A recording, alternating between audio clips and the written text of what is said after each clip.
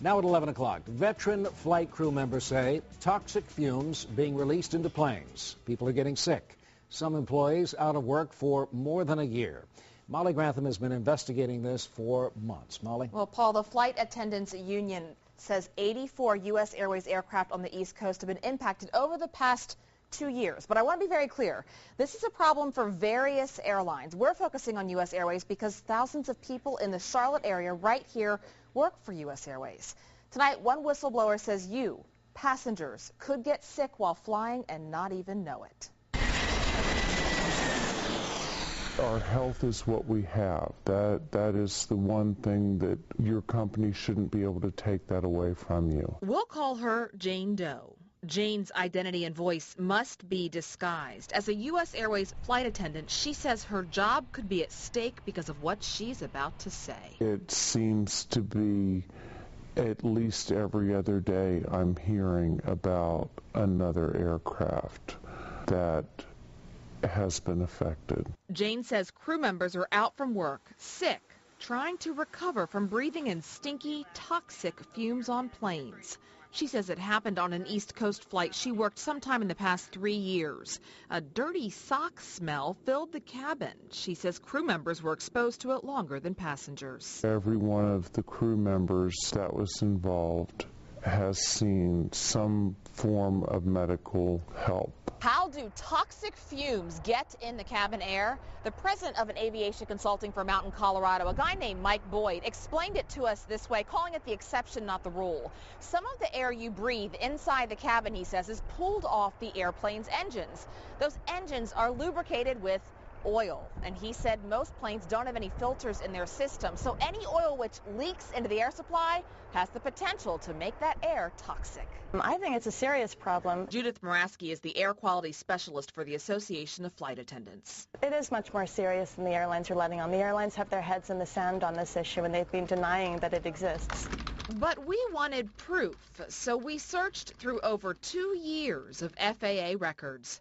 We found more than 30 service difficulty reports about air contamination specifically for U.S. Airways planes. Many documented a wet, dirty sock smell, like Jane said, or oil leaks.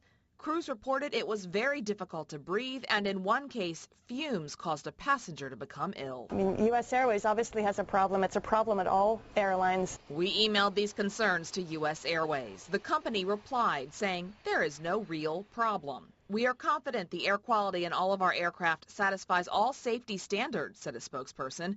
Our maintenance program for systems affecting cabin air quality meet or exceed manufacturer recommendations. Not so fast, say some employees. The company might be trying, but they say people are still getting very sick. We have pilots who have lost their FAA medical certificate because of the exposure to these toxins.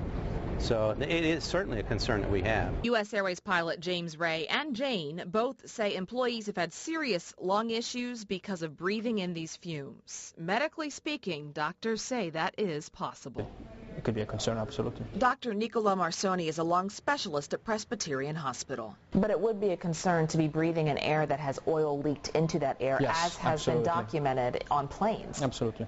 Is there any doubt in your mind that U.S. Airways is to blame for these things? No, there's no doubt in my mind at all. Don't be fooled. Jane says she loves her company. She loves her job.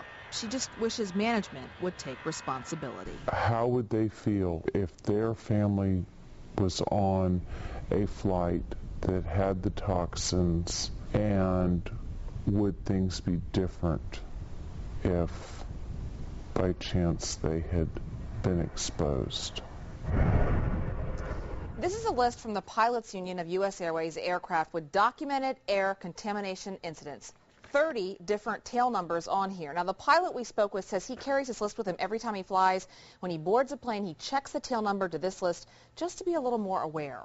When we asked U.S. Airways about this list, a spokesperson said the list is every odor complaint. It's not just toxic fume complaints. And also, in a very late email tonight, U.S. Airways claims all these safety complaints are just contract negotiation tactics from the unions. But, Paul, I will put this list, along with more from our interviews. There's a lot of extra stuff on WBTV.com. I've been on flights with many different odors, but what if you smell this dirty, wet sock that you're talking about? What do you do? You tell a flight attendant. I mean, speak up. Don't ignore it. Make your concerns known. This is not a widespread issue. They all say that, but the unions and Jane say it is out there, and people are getting sick because of it. So protect yourself, and if you smell something funny, let someone know. Molly, thank you. Investigators say tips